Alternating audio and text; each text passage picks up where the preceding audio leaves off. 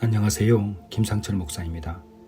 오늘은 룻기 1장 16절에서 17절 말씀을 통해 절망의 자리에서 피어난 기적이라는 제목으로 새벽 묵상을 하도록 하겠습니다.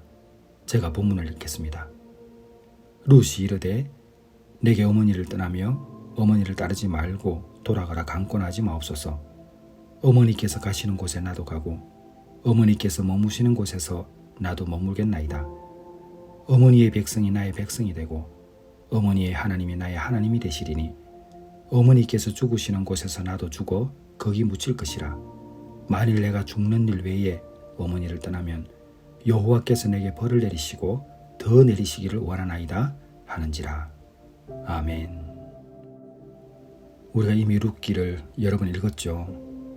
근데 여러분이 이거 읽으면 어떤 생각이 나십니까?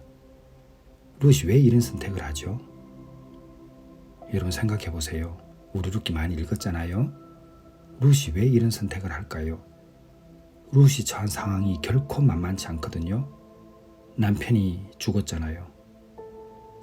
남편을 잃은 과부였습니다. 당시 사회에서 과부는 가장 큰 취약계층입니다.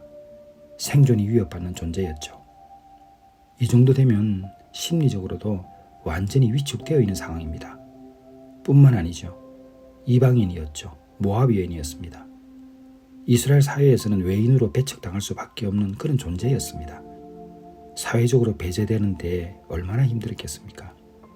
그뿐만 아닙니다. 시어머니 나오미가 뭐라고 그럽니까? 나를 마라라고 불러라 이렇게 말하잖아요. 마라가 뭐죠? 나오미는 기쁨, 즐거움이라는 뜻인데 자신을 마라라고 부르라는 의미는 뭐냐면 쓰라림으로 자기의 삶이 바뀌었다는 것입니다. 앞이 보이지 않는 그런 나오미의 고백을 들으면서 불안한 상태에 있는 그 룻에 처한 상황입니다. 근데 룻은 오늘 본문 말씀에 나와 있는 것처럼 어머니의 백성이 나의 백성이 되고 어머니의 하나님이 나의 하나님이 되시리니 하면서 일반적인 선택과 다른 선택을 합니다. 고향으로 돌아가면 안전할 텐데 오히려 하나님과 나오미를 선택한 것이죠. 이것은 뭐냐면 자신이 하나님 안에서 할 일이 있다라고 생각한 겁니다. 지금으로 치면 소명이죠. 나는 모압 여인이 아니라 하나님 백성의 일원이다라는 새로운 정체성을 선언한 것이죠. 그것은 무슨 말입니까? 신앙 중심의 선택이고 내가 무엇인가 할 수 있다라는 그 믿음이 견고해졌다는 것입니다. 말도 안 되는 상황에서 하나님을 선택하는 이 모습은 우리가 곰곰이 생각해 봐야 합니다. 남편 죽고 이방인이고 시어머니조차 기댈 수 없는 그런 존재가 되었는데도 그를 따라가는 룻의 선택은 하나님이 아니면 결코 있을 수 없는 선택이었죠. 그런데 이런 행동이 놀라운 일들을 만들어냅니다. 룻의 가정이 다시 희망을 가질 수 있는 상황이 됩니다. 나오미와 함께 말이죠. 뿐만 아닙니다.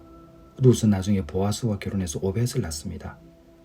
이거 바로 다윗 왕의 계보로 이어지는 것 아닙니까? 진짜 한 여성의 작은 이 결정이 이스라엘 역사 전체를 바꿔버린 것입니다. 그리고 마태복음 1장에 보게 되면 예수님의 족보 안에 룻의 이름이 들어가 있습니다. 억압받은 자였고 소외받은 자의 선택이 구속사 속에서 존귀하게 쓰임받는 것을 보고 있습니다. 여러분 놀랍지 않습니까? 어떻게 그 어려운 상황에서 그런 선택을 할 수 있죠? 예, 하나님 때문입니다. 그래서 오늘날 우리에게도 정말 의미 있는 이 본문의 말씀입니다. 오늘날 시대를 살아가는 여성들이 참 힘듭니다. 가정에 아픔이 있고요. 정말 알지 못하는 그런 억압 속에서 살아갑니다. 하루를 버티기 힘들 수도 있어요. 룻처럼요. 룻도 모든 것을 잃었잖아요. 근데 룻이 무엇을 붙잡았습니까? 의미를 붙잡았죠. 하나님의 백성이 일원이다 하면서 자신이 할 수 있는 일이 무엇인지를 알았던 것 같아요. 그것은 억압 속에서도 의미를 붙드는 태도가 분명히 있기 때문에 살 수 있다라는 것을 우리에게 알려주는 것입니다. 힘이 들어도 견뎌야 하는 의미를 붙들어야 합니다. 그냥은 절대로 버틸 수 없습니다. 이길 수가 없습니다. 여러분들이 행여 가족의 문제라든지 사회적인 문제라든지 지금 겪고 있는 문제가 무엇인지 다 알 수는 없지만 그 상황 가운데 왜 내가 이 일을 버텨야 하는가라는 분명한 의미를 붙들어야 합니다. 내가 왜 지금 이렇게 살아야 하는가 의미가 있어야 됩니다. 그 의미가 없으면 잠시는 숨을 쉴 수 있어도 결국은 호흡하지 못하는 그 절망 속에 빠져듭니다. 그러면 병에서 나을 수가 없어요. 절대 없습니다. 내가 살아가는 교회 여성들은 베델회복 공동체에 와셨던 많은 내담자들은 이 생각을 해야 됩니다. 그래 맞아. 의미를 붙들어야 돼. 내가 더 버텨야 한다면 버텨야 하는 의미를 붙들어야 돼. 내가 더 살아야 한다면 그 살아야 되는 의미를 붙들어야 돼. 그 의미를 어디서 찾죠? 예, 하나님께 기도할 때 반드시 그 의미가 되살아납니다.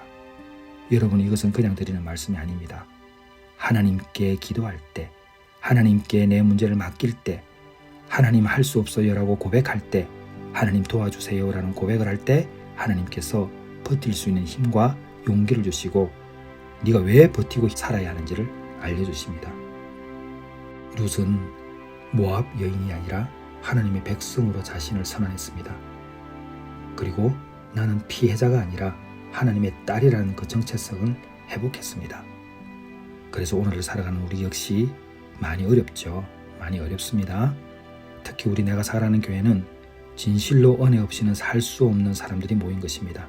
저도 마찬가지고 여러분도 마찬가지입니다. 그런데 이것이 얼마나 복되고 행복합니까? 그 어려움 때문에 잠시도 하나님을 떠날 수 없잖아요. 그래서 우리가 말씀도 읽고 성경도 쓰고 또 어떻게 합니까? 감사하고 기도하고 단 하루도 예수 없이 살 수 없다는 이 고백이 넘치는 이 공동체가 하나님의 은혜를 받지 않으면 누가 받겠습니까? 사랑하는 성도 여러분, 하나님은 모세를 이름으로도 기억하셨듯이 여러분의 이름을 한 사람 한 사람 다 기억하고 있다는 것을 기억하시고 룻처럼 믿음으로 이겨내시기를 주님의 이름으로 축원합니다. 기도하겠습니다. 하나님 아버지, 우리 내가 살아가는 교회 성도들, 베델회복 공동체의 내담자들 모두가 다 삶을 살아갈 수 있는 그 의미를 찾고 붙잡을 수 있도록 도와주시옵소서. 예수님의 이름으로 기도드렸사옵나이다. 아멘.